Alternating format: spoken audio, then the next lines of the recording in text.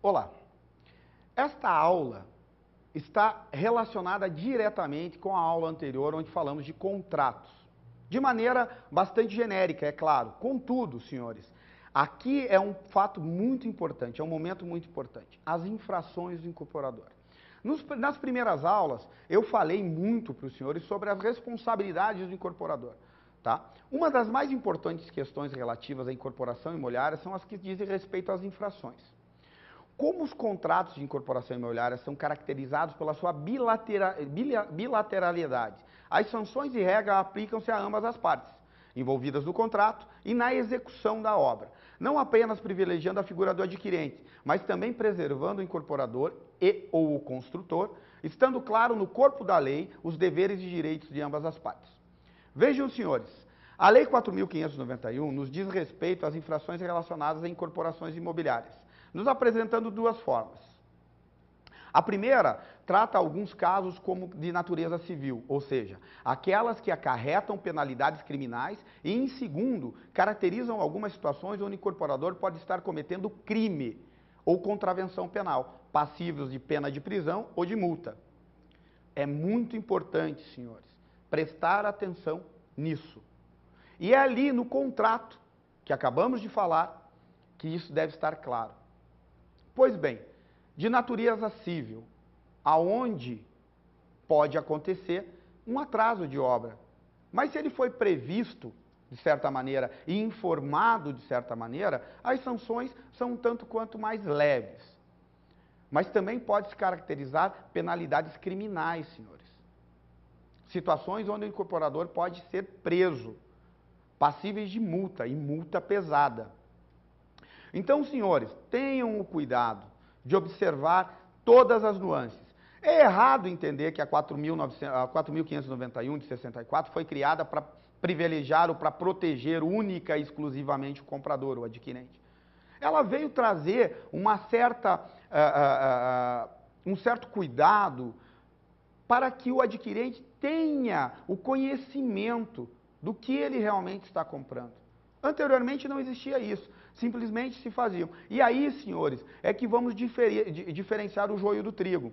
Os bons incorporadores, os bons construtores, aquelas empresas que estão dispostas a ganhar o seu mercado, a oferecer um produto de maneira clara, um produto onde será cumprido todo o seu cronograma.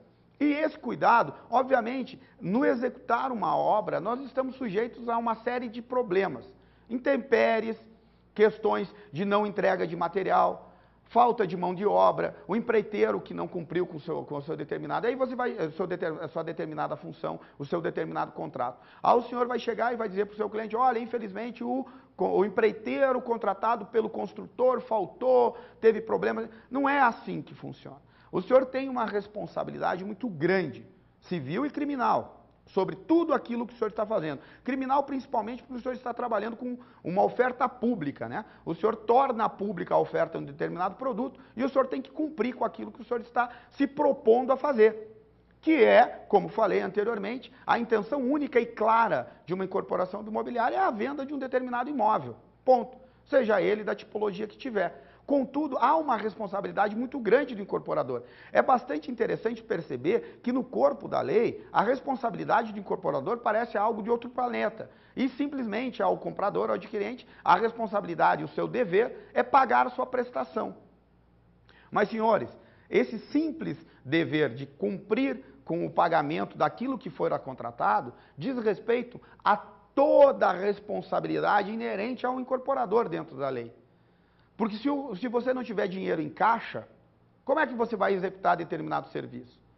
E aí é simples de você justificar, o senhor não pagou, o senhor não obteve. Não é tão simples assim. Existem normas, existe uma lei, existe toda uma diretriz. Então, senhores, atentem-se ao fato de que ao momento de se pensar uma incorporação, não se deve simplesmente sair correndo, colocar no mercado, juntar um número X de documentação, ir no registro de imóveis, algo que é corriqueiro acontecer, esquecer de uma determinada documentação, não obter autorização do registro de imóveis e contratar lá a empresa de terraplenagem e descer a lenha e começar a fazer o empreendimento. Não. Percam um tempo. percam um tempo. Quer dizer, na verdade não é percam um tempo. Doem um tempo para se pensar, se criar o pior cenário, vamos colocar dessa maneira, o pior cenário possível. Identifique seus parceiros. Como isso vai acontecer?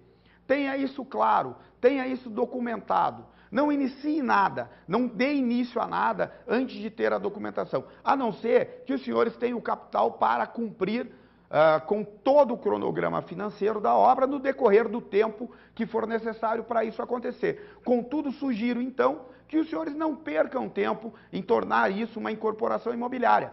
Invistam, construam, o mercado está assimilando toda a oferta. Temos um déficit habitacional exagerado no Brasil, gigantesco no Brasil. Toda a incorporação, todo o imóvel posto à venda, ele é vendido, ele é comprado, o mercado assimila. Então, não percam tempo tentando transformar, tendo capital, isso numa incorporação, porque não é uma incorporação. A incorporação é única e clara, é pôr a oferta, uma fração ideal e a intenção de construir em planta, no início, como já foi falado, ou durante a execução da obra. Tenham cuidado, senhores, de perder esse tempo, de organizar, de prospectar, de criar um cenário, de buscar informações, de identificar seu público-alvo, seus parceiros financeiros, seus parceiros arquitetos, engenheiros, empreiteiros, construtores. Tenha isso muito claro. A partir do momento, e o senhor tem tempo para fazer isso, juntar todos aqueles 15 itens não é fácil. Geralmente, um projeto arquitetônico vai demorar aí 30, 40, 50, 60 dias, por vezes mais, até para obter o alvará de início de obra. É comum que se demore cerca de 100, 120 dias em determinados municípios do país para se obter esse alvará. Neste período, os senhores devem deixar claro, conhecer os seus parceiros, se não forem o construtor. Mas se forem o construtor, sabem que é muito difícil hoje manter um corpo de funcionários que seja capaz de executar a obra em plenitude. Estudem, prospectem, façam um estudo de viabilidade. Feito isso, dê entrada no registro de imóveis. Tomem o cuidado de sempre dar um pouquinho mais de prazo para qualquer prazo que lhes forá dado pelo construtor ou pelo incorporador. Tomem o cuidado de saber qual a característica climática do local onde os senhores estão construindo. Se é uma incidência de chuva muito grande, isso traz problema para a obra, para a execução da obra. E isso tudo, senhores, num determinado momento pode parecer um tanto quanto ingênuo da minha parte. Ah, nós sabemos de tudo isso. Não, senhores. Percebam as infrações que os senhores podem cometer. Podem lhes causar danos financeiros e pessoais muito graves. Por isso, nós temos lá o patrimônio de afetação. Tomem cuidado na escolha, no formatar toda esta documentação, no fazer contratos e deixar com que eles estejam alinhavados, um vinculado ao outro. E tomem o cuidado de perceber que qualquer erro cometido no decorrer da obra, que acarrete num atraso da entrega desse imóvel, ele estará plausível e caracterizando uma situação onde os senhores estarão cometendo uma contravenção penal, crime, e estão passíveis de pena de prisão e multa. E isso é muito desagradável. Não se deve fazer. Nós temos condições plenas hoje na contemporaneidade, no momento que o mercado está passando, de buscar parceiros competentes. Busquem esses parceiros, deixem claro, percam tempo fazendo reuniões que são cansativas, mas definam claramente o objeto, aquele produto que os senhores estão colocando à venda. E tomem cuidado de tomar precauções. Cuidado nunca é demais.